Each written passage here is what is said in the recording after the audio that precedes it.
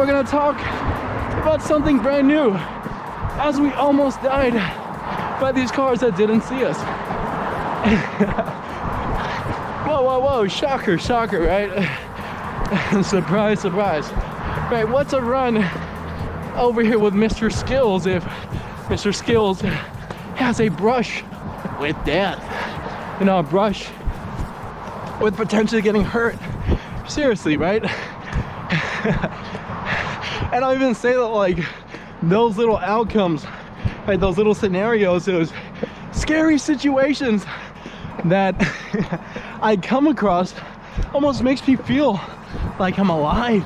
Like, it wakes you up and makes you realize, you know, how precious life is, you know, why you gotta take care of it, and the steps that you gotta take to preserve that life, whether it may be navigating around those cars, you know, getting away from them and stopping what I'm doing and waving and making sure that I'm noticed. It makes me feel alive for those seconds, because guess what, if I don't, it could be pretty bad. So with that sense, you know, that's why I even say people are drawn towards extremely dangerous things at times, or dangerous people, you know, people that they, you know, arguably have no business dealing with, that steer them into bad behaviors and tendencies and lifestyles that they never even would have thought they'd be living. So for that, you know, that brush with that brush with risk, because that may be the ultimate driver in that, is the risk people love for some reason. You know, and a lot of people, yo, what's up, are risk averse. They don't like taking risks. You know, they fear that. You know, they pretty much like to stay within their comfort little bubble at home, not leave, not go out in the world and be vulnerable in front of other people, to cry in front of people, to yell in front of other people, to, you know, for me, a lot of times it was taking off my shirt. I was afraid to show my body. And even after, you know, when I started working out, I started putting in the effort to go to the gym and look good, there still was a point that I, you know, didn't feel comfortable in my own skin. I didn't like the idea, you know, of putting myself out there to be judged by other people, because I was worried what they thought, you know. And I even made the mistake, you know, of seeing these like bodybuilders and freaks of nature, and I would compare myself to them. You know, I would, you know, and that's one thing, right? As much as you work out and put in the time, you're probably not going to be the biggest person in the world, strongest person in the world, although there's someone at that spot, but it's a one person position. And there's nothing wrong with striving for that, with striving to be that number one guy or girl in whatever you're doing, of course. But knowing that, why compare yourself to them?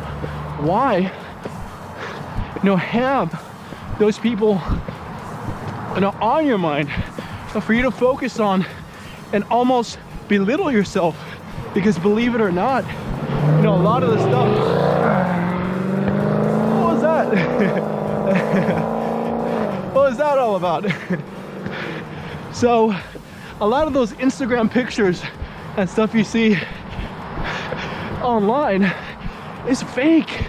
You know, it's a, you know, product to sell you, right? It's to sell a protein bar or a protein shake or a new supplement. So oftentimes, you know, those pictures and videos tend to be exaggerated. They tend to show people in the most flattering angles and the most flattering lightings and situations that make every muscle pop and everything come out, to probably sell the product or to sell the person as like this fitness dude. So with that in mind, you know, why compare yourself to them? Why let their success make you feel inferior or lesser than them? You know, who are you really to be comparing yourself to them? And that's not to say that like you are able to like use them as sort of like a guide or a role model or something you should strive to be, which is very good, something you want to do. But if you're just looking at them and, you know, thinking about what you don't have, those things you're missing, that's quite, you know, not the best behavior for your mind, for your spirit, for everything. And it's very easy to fall into that trap, especially nowadays, right? Because everybody is on Instagram, everybody's on Facebook, YouTube, you know, all those platforms. We're able to see, you know, the highlights of the world, and that's what it is. That's what it's all come to be, because those platforms aren't showing everything that that person, you know, is going through, every aspect of that person's life that you can only really get by living with them or being with them, you know, for extended periods of time. So why, you know, would you know, compare yourself to them? Because they're only showing you, you know, the top parts of their life, the life, you know, where they're smiling and they're on vacation and, you know, they just hit, you know, a new PR in the gym. They look great, you know, their bodies are as toned as it can be. They're in the prime of their life. They're young and youthful and full of energy and joy and everything. But don't, you know, look at that as that person's total life. Of course, use that, you know, and understand that those are highlights. Those are the high points in their life. And that's not to say that they're bad or anything, but imagine like you're watching, you know, instead of watching an entire basketball game where you see, you know, players score 30 points, 40 points, get a triple double. But, you know, if you go to ESPN, you watch the highlights, you know, the next night, looks amazing. All you see is that guy dunking, passing it off, throwing alley-oops, and doing, you know, everything great. But you don't see, you know, those mishaps. You don't see when that guy tripped and fell because the court, you know, was wet, or when he accidentally fouled the guy and started arguing with the referee. You don't see that, you know, in the highlights, which are arguably what these social media platforms show you, which is not bad, but just realize that you're not seeing the whole picture. You're not seeing the whole game. Hey, you're not seeing, you know, the full, you know, aspect of that person's everyday encounters. So, man, I don't like these double red. Oh, come on. I don't like these double reds, man. They don't.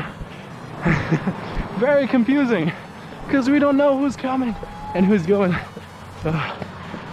Hey, what's up? Hi. Thank you. So we had to do a little stop off there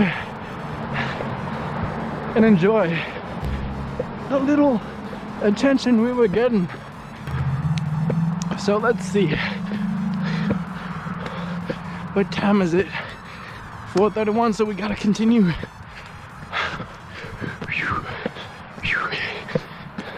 Yeah, and I'll even say that, like, when I was a kid growing up, you know, I had this notion that, like, as funny as it may sound, I thought that Michael Jordan never missed a shot, like, ever, because all I saw were highlights of him dunking, highlights of his three-point shot, those clutch shots that he made to win ball games.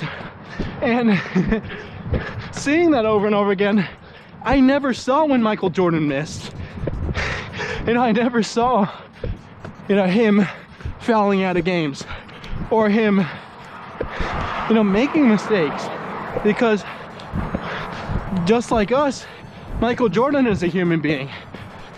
He still, has troubles, in whatever issue he may be dealing with in life, like, at home, in basketball and everything. As good as he was, he still wasn't perfect. And I thought, by just watching highlights, that he was actually perfect. And as I came to get older, I saw something that shocked me. I watched a full playoff game of the Chicago Bulls. Well, actually not even full. I watched like a full quarter, the fourth quarter, and I watched, Michael Jordan show up, right? He did his usual thing, looked cocky and great. He's Michael Jordan. But I was shocked when he took a shot. And I think it was a free throw, and he missed it.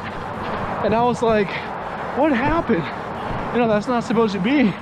Did he miss it on purpose? Like, this guy never can miss a shot. All I've seen from him, are shots going in. And that was weird. And then guess what? He made the next one. But in a couple minutes, he shot a three and he missed.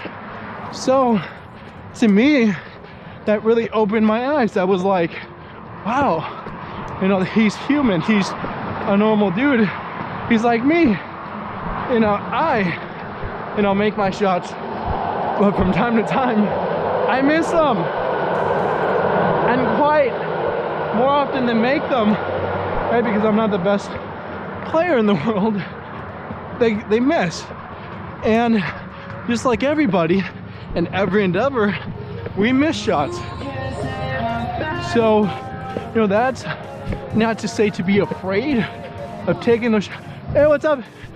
Of taking those shots, right? And giving your effort, giving your all, but don't be discouraged, when you come across that failure.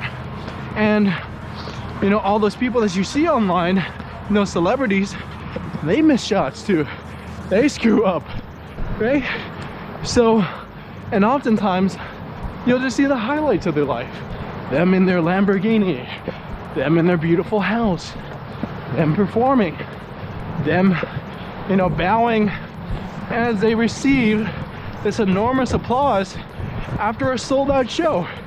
You see the great things, but what you don't see are the down days, the days where they wake up feeling like crap. Let's say, just like that, where we fucked up because this guy is in our way. But, and oftentimes what that can do to us is almost hypnotize us in a form, make us think that this person never fails. They're almost like a divine presence, a perfect specimen of a person, one that never falls short of what they're doing. It has this perfection, and we aspire to be like that. And we kind of can have these false goals or pretenses of others, who are actually doing things that are impossible for us, because perfection is impossible. None of us can get that. So why, put that onto yourself? Why put such high marks on yourself when you got to be realistic and do what you got to do?